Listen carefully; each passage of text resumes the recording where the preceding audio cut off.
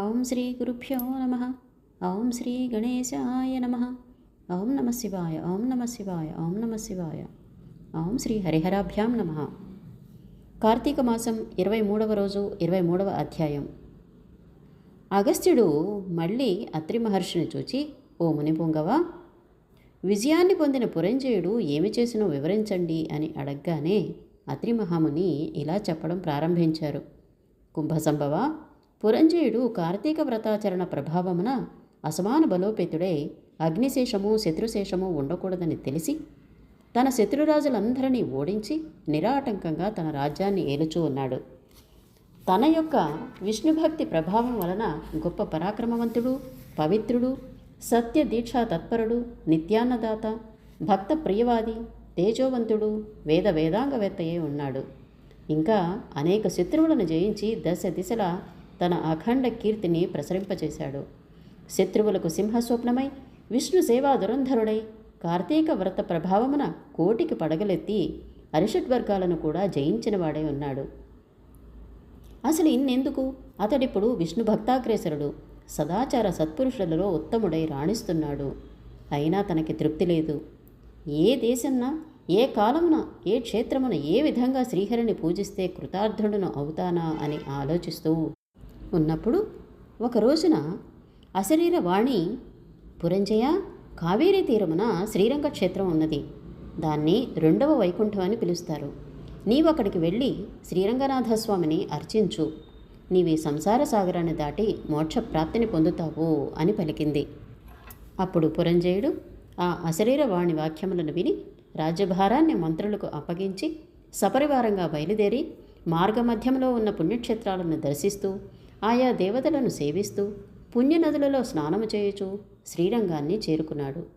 అక్కడ కావేరీ నది 2 పాయలు ప్రవహించుచుండగా మధ్యలో ఉన్న శ్రీరంగనాథాలయమున శేషశయ్యపై పవళించి ఉన్న శ్రీరంగనాథుని కాంచి పరవశువంది చేతులు జోడించి, దామోదర, గోవింద, గోపాల, హరి, కృష్ణ, వాసుదేవ, అనంత, అచ్యుత, ముకుంద, పురాణపురుష, హృషికేశ, ద్రౌపదీమాన సంరక్షక, దీనజన భక్తపోష, ప్రహ్లాద వరద, గరుడధ్వజ, కరివరద, పాహిమాం పాహిమాం పాహిమాం, రక్షమాం రక్షమాం రక్షమాం, దాసోహం పరమాత్మ దాసోహం అని విష్ణు స్తోత్రాన్ని పఠించి కార్తీక మాసమంతా శ్రీరంగమనందే గడిపి తదుపరి సపరివారంగా అయోధ్యకు బయలుదేరాడు.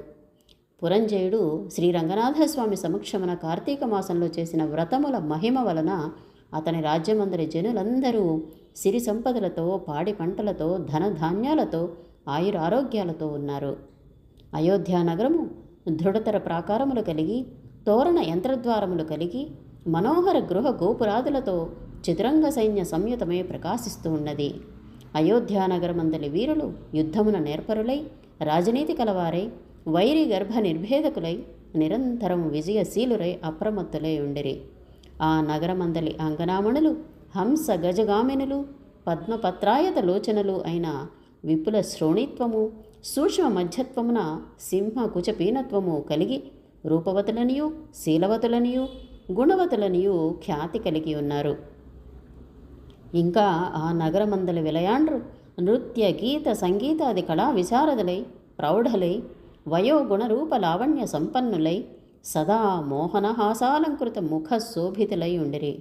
ఆ పట్టణ కులాంగనలు పతి శుశ్రూషా పరాయణులై, సద్గుణాలంకార భూషితులై, చిద్విలాస హాసోల్లాస పులకాంకిత శరీరలై ఉన్నారు. పురంజయుడు శ్రీరంగ క్షేత్రమున కార్తీక మాస వ్రతమాచరించి సతీసమేతుడై ఇంటికి సుఖంగా చేరుకున్నాడు. పురంజయుని రాక విని పౌరజనాదులు మంగళవాద్య తూర్య ధ్వనులతో ఎదిరేగి నగర ప్రదక్షిణ చేసి నిజాంతఃపురమున ప్రవేశపెట్టిరి. అతడు ధర్మాభిలాషి అయి దైవభక్తి పరాయణుడై రాజ్యపాలన నరుచుచూ కొంతకాలము గడిపి వృద్ధాప్యం వచ్చుట చేత ఐహిక వాంఛలన్నిటినీ వదులుకుని తన కుమారునికి రాజ్యభారమును అప్పగించి పట్టాభిషిక్తుని చేసి తాను వానప్రస్థాశ్రమాన్ని స్వీకరించి అరణ్యమునకేగెను. అతడు ఆ వానప్రస్థాశ్రమమందు కూడా ప్రతి సంవత్సరం విధి విధానముగా కార్తీక వ్రతం ఆచరించుచూ ఉన్నాడు. ఇక క్రమక్రమంగా శరీరము కృషించుట చేత మరణించి వైకుంఠానికి వెళ్ళాడు. కాబట్టి ఓ అగస్త్య, కార్తీక వ్రతము అత్యంత ఫలప్రదమైన మహత్యము కలది. దాన్ని ప్రతివారు ఆచరించాలి. ఈ కథ చదివిన వారికి, చదివినప్పుడు విన్నవారికి కూడా తప్పకుండా వైకుంఠ ప్రాప్తి కలుగుతుంది. ఇంతటితో కార్తీక మాసంలో 23వ రోజు పారాయణం సంపూర్ణం.